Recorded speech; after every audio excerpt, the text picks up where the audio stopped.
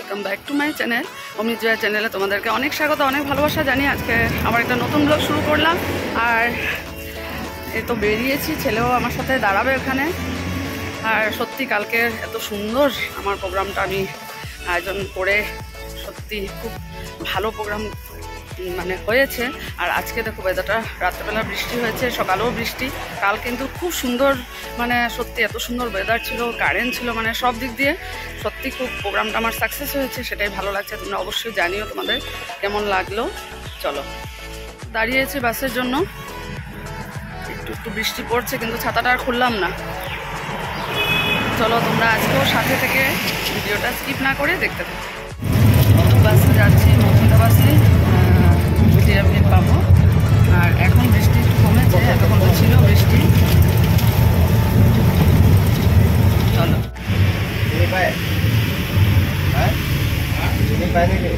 চলো যাবো, পৌঁছে গেছি, এখন নেমে যাবো।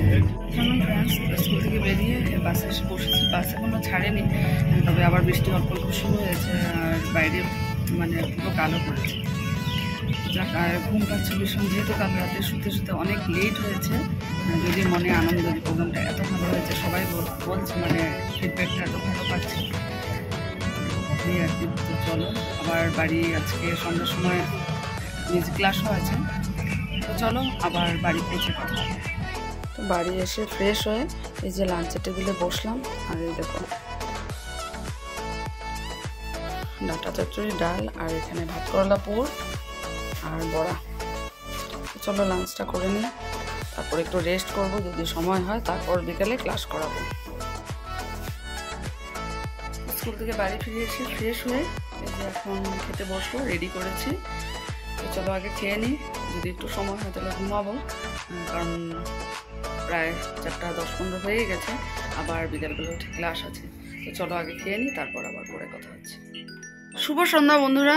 তো এই যে কুহির ক্লাস করাচ্ছি, 2টো ক্লাস শেষ হয়ে গেছে।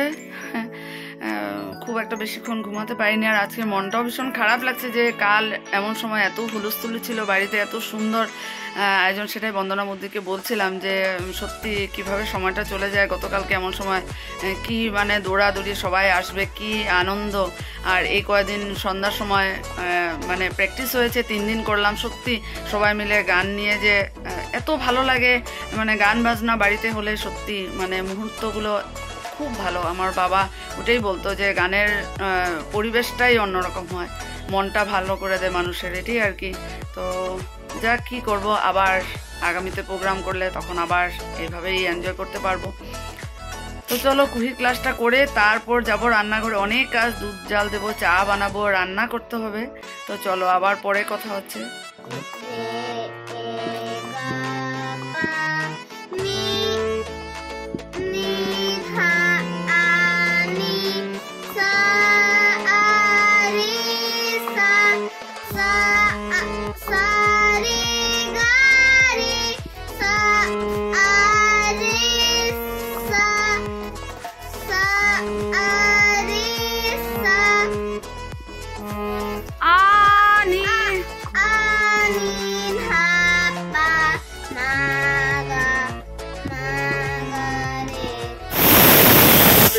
চানার ডাল সিদ্ধ হচ্ছে, তারপর এসে সোমবার দেবো। এখন যাবো চাটা খেয়ে নিই, আগে দেবো ডালের পকোড়া এনেছে,